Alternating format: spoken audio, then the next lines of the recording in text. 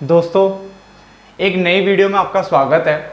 इस वीडियो में हम जो है डिफरेंस पढ़ने वाले हैं ऑर्गेनाइज सेक्टर और अनऑर्गेनाइज सेक्टर, जिसको हिंदी में कहते हैं संगठित क्षेत्र और असंगठित क्षेत्र, जहां तक मुझे पता है। ठीक है ना।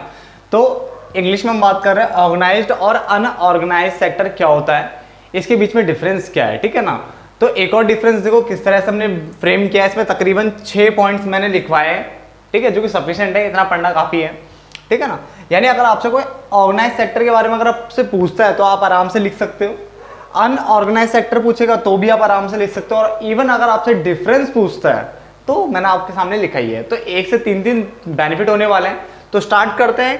सबसे पहला देखो हमारे पास क्या है, मीनिंग की बात करते हैं। तो मैंने कहा ऑर्गेनाइज सेक्टर वो सेक्टर होता है where employment terms are fixed and regular. देखो वर्ड के लिखा है, जहां पे जो एम्प्लॉयमेंट की जो कंडीशंस होती है ना, टर्म्स एंड कंडीशंस होती है ना, वहां पे क्या मिलेगा आपको, वो फिक्स्ड मिलेगा। यानी जो वहां पे जो कितने टाइम के लिए तुम्हें एम्प्लॉयमेंट करनी है, कितने से कितने बजे तक करनी है, ये सब कुछ फिक्स होता है, उसे कहते हैं ऑर्गेनाइज सेक्टर। क्लियर। तो यहाँ पे वर्ड लिखा हुआ है, it is a sector where the employment terms are fixed and regular होगा। क्लियर। ये नहीं कि आज आए फिर 10 दिन बाद आ रहे हो, 4 दिन बाद आ रहे हो, ऐसा नहीं, फिक्स और रेगुलर मिलेगा। And the employees get assured work, और उनको काम मिलेगा ही मिलेगा। एश्योर्ड वर्क मिलता है, भरोसा मिलेगा प्रॉपर। क्लियर। तो ये हमारा ऑर्गेनाइज सेक्टर हो गया। अनऑर्गेनाइज सेक्टर की अगर हम बात करें तो उसने बोला जहां पे एम्प्लॉयमेंट टर्म्स जो है ना वो फिक्स नहीं मिलेगी आपको, नॉट फिक्स्ड लिखा है, एंड रेगुलर। यहाँ पे ना तो फिक्स है ना रेगुलर है। इवन यहाँ पे लिखा हुआ कि ये जो एंटरप्राइजेस होते हैं ना, ये गवर्नमेंट के साथ रजिस्टर्ड तक नहीं होते। क्या लिखा है, नॉट रजिस्टर्ड विद गवर्नमेंट, यानी गवर्नमेंट के साथ रजिस्टर्ड तक नहीं होंगे। क्लियर। तो देखो इस तरह से पढ़ोगे यहीं पे याद हो जाए, आपको बार बार दोबारा रिपीट करने की जरूरत ना पड़े। क्लियर है ना। तो ध्यान से सुनो मैंने क्या बोला। मैंने बोला ऑर्गेनाइज सेक्टर वो सेक्टर है जहां पे एम्प्लॉयमेंट की जो टर्म्स होती है वो फिक्स्ड होगी, रेगुलर होगी। क्लियर। और जो आपका जो एम्प्लॉय है उसको गेट एश्योर्ड वर्क, बिल्कुल भरोसे वाला काम, और काम मिलेगा मिलेगा। क्लियर। जबकि अगर हम अनऑर्गेनाइज सेक्टर की अगर हम बात करें तो यहाँ पे इसने बोला टर्म्स जो है एम्प्लॉयमेंट की वो फिक्स और रेगुलर नहीं होती है। इवन उसने बोला ये गवर्नमेंट के साथ रजिस्टर्ड तक नहीं होती है, ये सो सेक्टर्स होते हैं। क्लियर। फिक्स्ड सैलरी की अगर हम बात करें तो ऑर्गेनाइज सेक्टर में जब सब कुछ क्या होता है, फिक्स और रेगुलर होता है, तो जो सैलरी होगी ना वो भी क्या होगी, फिक्स होगी। यानी workers in the organise sector are paid और फिक्स्ड सैलरी। जबकि अगर हम यहाँ पे बात करें तो workers in the unorganise sector are not paid fix salary. Clear. 2 point आपको क्लियर हो गए। पॉइंट नंबर 3 की तरफ चलते हैं। पॉइंट नंबर 3 में आपको लिखा हुआ दिख रहा होगा रजिस्टर्ड। तो हमने बोला ये जो आपकी ऑर्गेनाइज सेक्टर है ये रजिस्टर्ड होगी बाय द गवर्नमेंट, बट यहां पे अगर हम बात करें तो not registered by the government. ठीक है ना। या आप बोल सकते हैं गवर्नमेंट के साथ, विद द गवर्नमेंट के साथ रजिस्टर्ड होती है, ये गवर्नमेंट के साथ रजिस्टर्ड नहीं होती। क्लियर। चलो आगे इसने बोला गवर्न बाय की अगर हम बात करें तो this sector is govern by various laws. ठीक है। बहुत सारे एक्ट्स के साथ ये क्या रजिस्टर्ड होता है। क्लियर। जैसे कि इसने बोला फैक्ट्रीज एक्ट हो गया, मिनिमम वेजेस एक्ट हो गया, है ना। ऐसे बहुत सारे एक्ट है जिसके साथ ये गवर्न होता है। इसके इनके अकॉर्डिंग इनकी जो बातें होती है, इनकी जो कंडीशंस होती है, इनकी जो कंडीशंस मैंने बता दी आपको, शर्तें वर्तें होती है, उसके अकॉर्डिंग इनको क्या किया जाता है, गवर्न किया जाता है। यानी ये सेक्टर गवर्न होगा, चलेगा इन एक्ट के थ्रू। ठीक है ना। इससे ज्यादा और एक्ट भी होते हैं। ठीक है ना। तो इसने बोला यहां से चलेगा। अरे यहाँ पे लिखा है कि this sector is not govern by any act, यहाँ पे कोई एक्ट नहीं लगता। क्लियर। ओवर टाइम की अगर हम बात करें, अगर यहाँ पे अगर आप ओवर टाइम यानी आप आपकी जो 9 घंटे की शिफ्ट है, अगर आप वहाँ 12 घंटे करते हो तो आपको 2 घंटे का ओवर टाइम मिलेगा। तो एम्प्लॉयज आर पेड, एम्प्लॉय को दिया जाएगा अगर वो ओवर टाइम करते हैं तो। बट यहाँ पे ऐसा कोई प्रोविजन नहीं है ओवर टाइम का।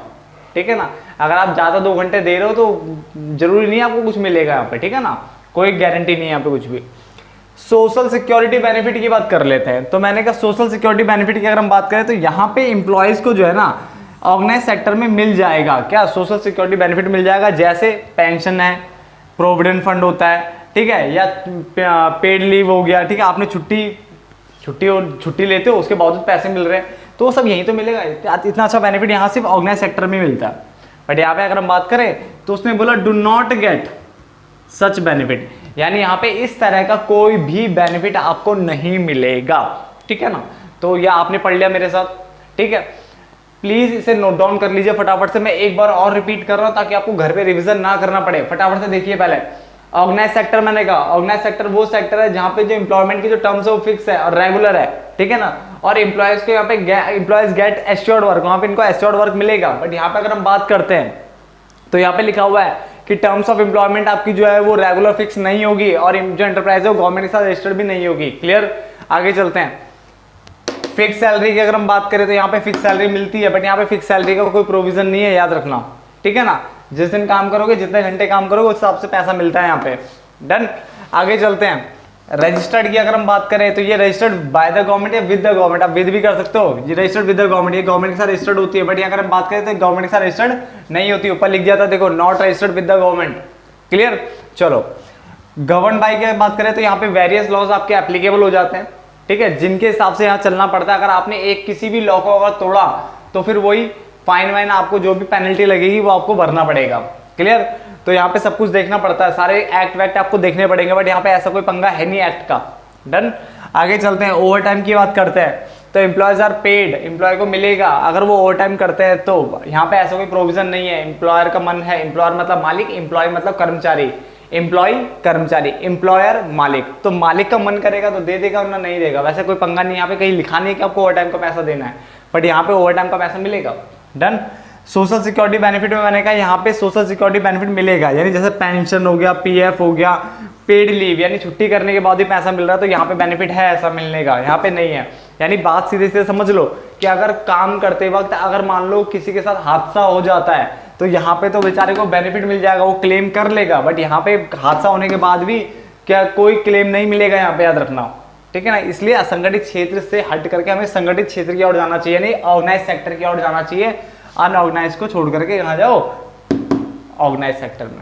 क्लियर, तो इस वीडियो को यहीं पे खत्म करते हैं। होप सो आपको वीडियो समझ में आ गई होगी, या आपको जो कॉन्सेप्ट था ये समझ में आ गया होगा।